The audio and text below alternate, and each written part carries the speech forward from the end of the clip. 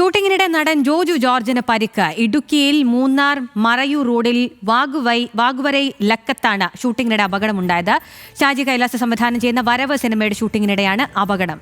ഇടുക്കിയിൽ നിന്ന് Alvin Thomas ചേരുന്നുണ്ട്. ആൽവിൻ, ഈ പരിക്ക് ഗുരുതരമാണോ? മറ്റാർക്കൊക്കെ പരിക്കേറ്റിട്ടുണ്ട്? എന്താണ് വിശദാംശങ്ങൾ? അഖില, പരിക്ക് ഗുരുതരമല്ല.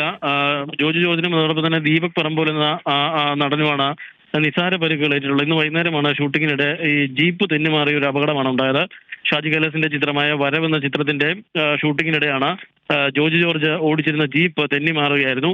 അങ്ങനെയാണ് അപകടമുണ്ടായത്. നിസ്സാരമായ പരിക്കുകൾ മാത്രമാണുള്ളത്. ഇവരെ ടാറ്റ ആശുപത്രിയിൽ പ്രവേശിപ്പിച്ചിട്ടുണ്ട്. മൂന്നാർ മറയൂർ റോഡിലെ വാഗോര എന്ന സ്ഥലത്ത് ലക്കത്ത് ആണ് ഷൂട്ടിംഗ് നടന്നിരുന്നത്.